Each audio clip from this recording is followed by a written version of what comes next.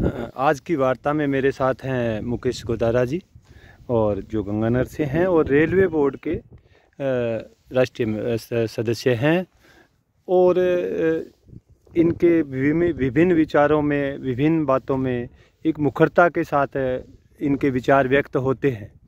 और अब बजट की घड़ी है तो बजट के बारे में इनकी क्या सोच है, किस तरीके से क्या मुख्य बिंदु इन्होंने चुने हैं और क्या बातें हैं वो उनसे करना चाहते हैं। नमस्कार विनोद जी। निश्चित रूप से अब आपने जो बात उठाई बजट की, ये बजट जो है केंद्र का जो बजट है जो माननीय निर्मला सीतारमण जी ने पेश किया है, निश्चित रूप से देश के लिए एक अभूतपूर्व बजट है क्योंकि ये अमृत के समान है। आपने देखा कि इस बजट के अंदर टोटल जितने वर्ग थे, जो सभी वर्गों को समावेश किया, चाहे युवा हो, महिला हो, मजदूर हो, व्यापारी हो या किसान हो या जो स्टार्टअप के जो लोग हैं, उन सबको साथ लेकर जो है वो ये बजट चला है।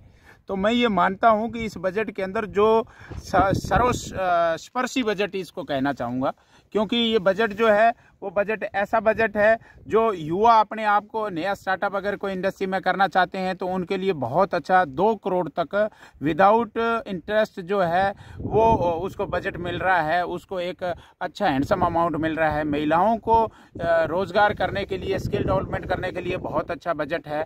इसके साथ साथ मैं किसानों की बात करूं तो किसानों के लिए इंफ्रास्ट्रक्चर के साथ साथ किसानों की जो बहुत सारी ऐसे स्कीम इसके अंदर आ गई जिसके अंदर किसान अपने आप को स्मार्ट बना सकता है, उद्योगों के साथ जुड़ सकता है। तो ये मानो कि ये सर्वस्पर्शी बजट है और निश्चित रूप से इसके लिए मैं साधुवाद माननीय निर्मला सीतारमण जी और देश के प्रधानमंत्री नरेंद्र मोदी जी को देना चाहता हूँ।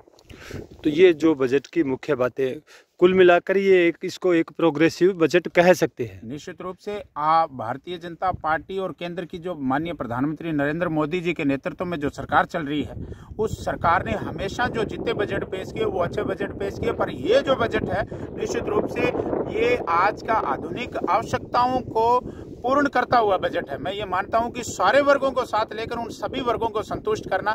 आप ये देखिए कि अब अधिक आय वाले जो लोग हैं उनके लिए कितनी बड़ी छूट दी है कि 7 लाख रुपए तक का कोई इनकम टैक्स नहीं देना पड़ेगा।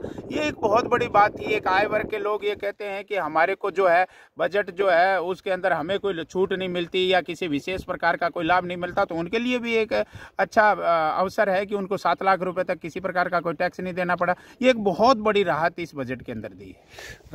निश्चित तौर पे राहत दी है तो उसका लाभ भी होगा। आप खेती किसानी से जुड़े रहे हैं गंगानगर और सादुलशहर क्षेत्र में लगातार सक्रियता से किसानों के मुद्दे और किसानों की बातों को लिए लगातार आपकी आवाज़ गूंजती रही है। और मैं कल ही सोशल मीडिया पे देख रहा था, अभी ये मेरा एक तात्कालिक सवाल है, जो आपने फसल के खराबे पे जो बात करी, जब अन्य लोग, अन्य नेतागण जब चुप घरों में बैठे रहते हैं, ठंड महसूस करते हैं और आप जैसे लोग अधिकारियों के कान खींचने का काम करते हैं और सरकार को जगाने का काम करते हैं, किस तरीके की ये समस्याएं हैं, क्या बातें? देखिए विनोद जी, आपने देखा कि कल हम लोगों ने एक ज्ञापन दिया और तहसीलदार को इस बात के लिए सूचित किया।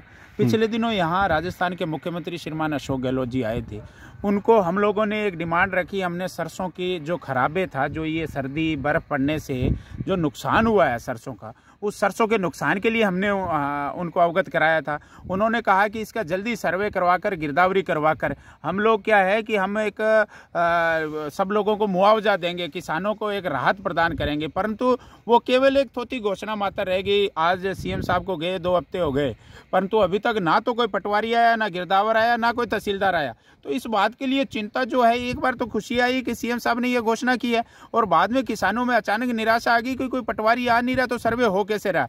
अगर आप बंद कमरों के अंदर बैठे अगर कोई सर्वे करना चाहते हो तो वो सर्वे सक्सेस नहीं होगा, क्योंकि ये बंद कमरे में बैठ के सरकार के फेवर में रिपोर्ट चली जाती है तो उससे किसान को कुछ नहीं मिलने वाला। तो इस बात को जागृत कराने के लिए हम लोग जो आपने धरातल का बिंदु उठाया कि जो मुख्य बिंदु है कि जब सर्वे नहीं होगा तो सर्वे का लाभ कैसे मिलेगा, क्योंकि किसान को जब तक उसकी जो फसल के नुकसान का जब जायज़ा आप नहीं लोगे, कोई सरकारी तंत्र का व्यक्ति आकर जब उसका जायज़ा नहीं लोगा, तो ये मैं मानता हूँ ये केवल थोथी घोषणा मात्र होगी। यहाँ इस एरिया के अंदर चाहे गंगानगर की सारी तहसीलों में ये देख लो, ये सादुल शहर से लेकर रावड़ा तक आप ये देखो, या आप ये देखो कि बॉर्डर एरिया हिंदुमल कोट से लेकर हनुमानगढ़ के एकदम उस छोर तक ये सर्दी का इतना ज़्यादा प्रकोप रहा, उसकी वजह से सरसों की फसल जो है वो एकदम नष्ट हो चुकी है। फलियां तो आपको ऐसा लगेगा कि वो फलियां जो अच्छी दिख रही हैं, परंतु अगर उनको तोड़कर देखोगे तो उनका जो दाना है वो खत्म हो चुका है। उससे पहले हमने ये नुकसान सहन किया, जो सावणी की फसल थी, जो हमारा नरमा था,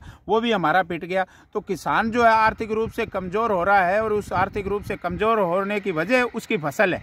तो हम लोगों ने सरकार से ये मांग करी है कि सरकार इतना बड़ा टैक्स जब लेती है, और ये टैक्स लेकर उसका जो पैसा है वो किसान को भी दो। आज किसान अन्नदाता है, वो अगर गरीब होगा, इस देश का 70% व्यक्ति जो है किसान और किसानी से जुड़ा हुआ है। तो आप ये सोचो कि अगर उस किसान की स्थिति समृद्ध नहीं होगी तो अपन जो है देश के अंदर कैसे आगे बढ़ने की बात करें। कुल मिला के आपने जो ये थोथापन है, जो किसान सम्मेलन के नाम से कांग्रेस ये यहाँ करके गई, और उसका जो इम्प्लीमेंट धरातल पे कहीं नहीं दिखा, वो सूक्ष्म बिंदु को आपने उजागर किया है। निश्चित रूप से, हाँ, निश्चित रूप तो से, निश्चित। और एक मेरे को आपकी एक अच्छी बात लगी भाई, जब मुआवजे की बात या नुकसान की बात कागजों पे नहीं उतरेगी तो सरकार चाह के नहीं दे पाएगी। कैसे कैसे तो जो अधिकारियों के स्तर पे आपने जो वार्ता की है, उस वार्ता का आपको क्या जवाब मिला? देखिए, अब तहसीलदार को हमने अपने मेरे जो विधानसभा क्षेत्र है सादुल शहर, उस सादुल शहर विधानसभा क्षेत्र के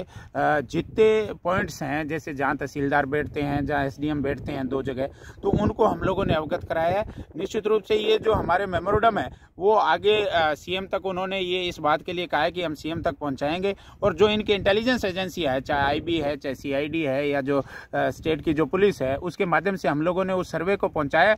निश्चित रूप से ये इन बातों का अगर उनके कान तक जू नहीं रहेंगी तो एक बड़ा आंदोलन जो है जिला कलेक्ट्रेट के ऊपर किया जाएगा, जिसकी संपूर्ण जिम्मेदारी इस राजस्थान सरकार की और जिला प्रशासन की है। कुल मिला के आप लगातार सजग है, सतर्क है, और अधिकारियों को भी सोने नहीं दे रहे हैं कि निश्चित रूप ये जब तक किसान नहीं सोएगा तो अधिकारी नहीं सोएंगे। अधिकारी कैसे सोएंगे? अधिकारी अगर चैन की नींद उनको नहीं सोने दिया जाएगा, क्योंकि किसान अपने अधिकारों के प्रति सजग हो चुका है, सतर्क हो चुका है, और किसान अब कहीं पीछे हटने वाला नहीं। धन्यवाद। ये थे मुकेश गोदारा जी, जो रेलवे बोर्ड के मेंबर है, और लगातार एक युवा आवाज़ बनकर लगातार क्षेत्र की समस्याओं, क्षेत्र की बातों के लिए यहाँ खड़े रहते हैं। इंडिया आवाज़ के साथ विनोद बिश्नोई। जय हिंद।